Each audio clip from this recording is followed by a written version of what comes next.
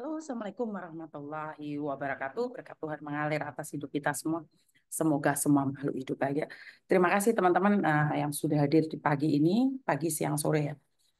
Di sini beberapa hari memang saya sudah aktif di media sosial lagi dan melihat keadaan dan perkembangan. Ternyata sejak 1 Februari kemarin itu kan saya sudah ada admin ya. Jadi di mana admin sudah mencatat semua nih ada apa, seperti apa dan bagaimana. Jadi ini sangat rapi sekali ya. Jadi berdasarkan fakta. Jadi ini semua adalah curhatan-curhatan kalian yang belum sempat saya dengarkan. Jadi selama beberapa bulan ini saat saya ada di Indonesia, jadi aktivitas saya tidak begitu full ya. Waktu itu saya pulang ke Indonesia setelah sekian lama dari setelah COVID di tahun 2022 itu adalah pertama kali saya pulang setelah COVID. Sejak bulan Agustus, September, saya Oktober dan November ada di Hong Kong, tapi Desember, Januari, Februari, Maret saya masih posisi ada di Indonesia. Jadi saya lebih banyak ada di Indonesia karena secara langsung dan tidak langsung Pak Tony merasa nyaman ada di Indonesia dan beliau tidak pernah menanyakan kapan mau pulang Hong Kong. Jadi saya merasa bahwa Pak Tony merasa nyaman tinggal di Indonesia dan saya sebagai orang Indonesia yang merasa bangga ya karena orang dari luar negeri khususnya Hong Kong begitu banyak orang Indonesia pingin tinggal di Hong Kong. Ini ada orang Hong Kong yang begitu senang tinggal di Indonesia.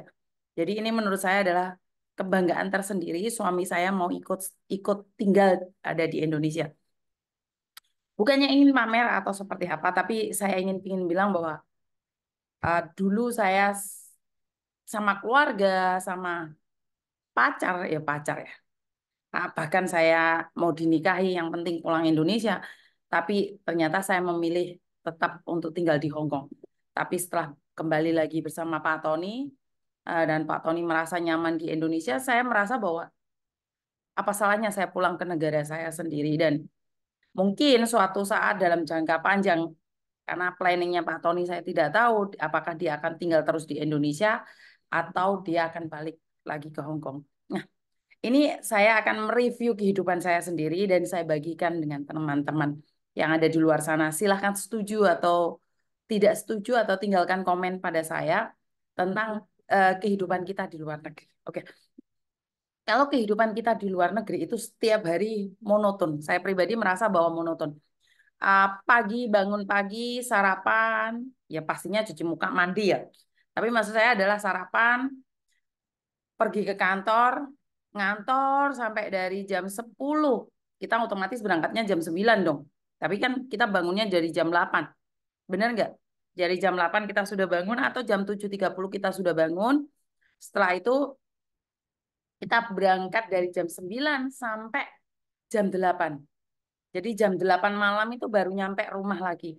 Nyampe nyampe rumah lagi itu baru ketemu sama keluarga. Jadi aktivitas di Hong Kong itu sangat sedikit sekali ketemu sama keluarga. Dari jam 7, jam 7 7 kan di sana jam 10 itu mulai kerja, jam 7 baru pulang atau jam 10 kerja, jam 6 baru pulang. Jadi sekitaran itu ya. Jadi perjalanan karena kantor saya dulu ada di Jungan, di Causeway, kadang-kadang saya dipindahkan ke Sentral dan waktu saya bekerja sekian tahun itu ada di Sentral. Jadi saya sangat familiar sekali dengan Sentral. Setelah itu aktivitas pagi sampai sore bahkan sampai malam itu ada di luar. Perjalanan pulang itu berdesak-desakan dengan orang lain. Jadi berangkat kerja desak-desakan sama orang, makan siang desak-desakan sama orang, pulang desak-desakan sama orang. Akhirnya pulang ke rumah, otomatis kalau kita punya pembantu, itu enak kita pulang langsung makan. Tapi jika kita tidak ada pembantu atau tidak ada orang yang membantu atau tidak ada yang masakin, karena saya kebetulan tinggal sama mertua ya, sebelum saya ada Cece lagi. Jadi mertua saya sudah menyiapkan. Jadi enak kita pulang, kadang mandi dulu, kadang makan dulu. Setelah itu waktu berjalan dan tahu sendiri kalau orang orang Hong Kong itu makannya itu sambil ngobrol karena keseharian mereka nggak ketemu sama sekali. Jadi kalau jam 8 on time, itu kadang-kadang anak saya yang nggak on time atau suami saya nggak on time, otomatis makannya akan sampai jam 10 malam. Setelah itu jam 11-an kita tidur. Jadi aktivitas rutinitas seperti itu. Dan waktu pekerjaan saya dan suami saya dan anak saya itu beda-beda ya. Dulu anak saya di kantor, suami saya di pasar, dan saya di kantor. Tapi perbedaan kantor. Terus akhirnya saya kembali lagi kerja di restoran.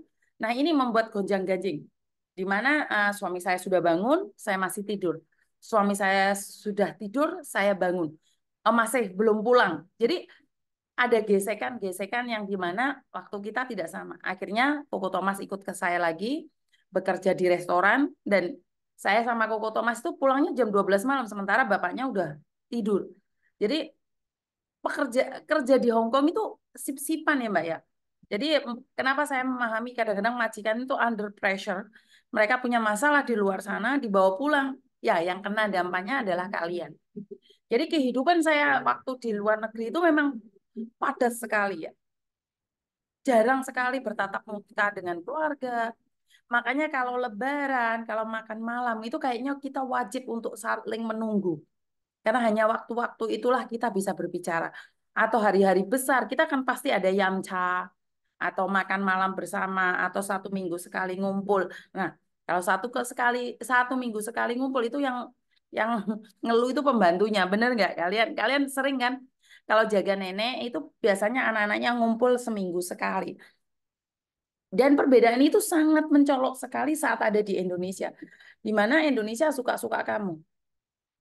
Apapun yang kamu lakukan adalah suka-suka kamu ya. Yang penting udah punya uang cukup di bank untuk makan. Dan kenapa saya bilang cukup untuk makan, kan rumah sudah ada, transportasi sudah ada. Jadi yang diperlukan saat di Indonesia adalah kebutuhan sehari-hari. Token listrik atau bensin atau pendidikan anak, dan juga untuk makan di Indonesia itu sangat murah sekali. Dan setiap hari itu bisa ngumpul. Nah, tapi kalau di Indonesia itu banyak sekali kegiatan yang di luar dugaan. Kalau di Hong Kong itu semuanya terplanning, kasarnya orang ngomong.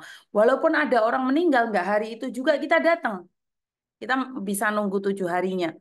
Uh, Hari meninggalnya sampai 7 hari. Jadi kita nggak hari itu harus datang. Kita bisa lihat situasi dan kondisinya pas nunggu kita libur atau kapan. Jadi seandainya dikremasi pun atau dimakamkan pun tidak hari itu juga. Jadi semuanya bisa di planning kapan. Tapi saat ada di Indonesia ini sangat beda sekali, Mbak. Kenapa saya bilang orang meninggal hari itu juga kita ngelayat, hari itu juga kita dikebumikan. Begitu juga tiba-tiba ada orang nyewune, ada mendak, 40 harinya, 7 harinya, itu kan kita biasanya datang. Atau ada orang menikah, atau khataman Al-Quran, atau banyak sekali. Makanya banyak sekali kegiatan yang tidak terduga. Ada mantenan, ada sunatan. Jadi kegiatan-kegiatan itu semua tidak terduga ya. Saya lebih sering mengatakan bahwa kegiatan yang ada di Indonesia itu tidak terduga, dan jika kita sudah lama di luar negeri, kadang-kadang kita kaget. Maksudnya adalah, wah ternyata sibuk banget ya kalau kita pulang ke Indonesia. Dan saya melihat juga kesibukan sebagai ibu rumah tangga. Mungkin karena saya kebetulan saya punya ibu yang masih sehat, jadi untuk kepentingan di rumah itu ibu saya sudah membersihkan sendiri. Setiap setiap harinya itu ada uh, orang yang membantu ibu untuk nyapu-nyapu. Kadang-kadang saya sendiri yang nyapu. Dan bagaimana dengan kalian? Bagaimana dengan kalian? Kalian pastinya juga melakukan aktivitas, melakukan aktivitas di Hong Kong, jam berapa bangunnya, tidur, bekerja, seperti apa aktivitasnya, kalian kan rutin seperti itu. Saat kalian pulang di Indonesia, itu kalian lebih sibuk lagi nih. Biasanya ibu-ibu rumah tangga kalau pulang Indonesia bukannya malah istirahat. Ini yang saya lihat, ini bukannya kalian malah bisa istirahat. Kalian harus bersihin rumah, harus nyiap makan buat suami, buat anak. Karena itu kesempatan saat kita libur. Jadi sebenarnya sebagai pekerja migran di luar negeri, saat pulang ke Indonesia pun mereka mereka itu tidak liburan. Kalian itu sebenarnya tidak liburan ya. Saat kalian pulang ke rumah sendiri itu tidak liburan. Karena kalian tetap melakukan aktivitas uh, yang mungkin lebih padat.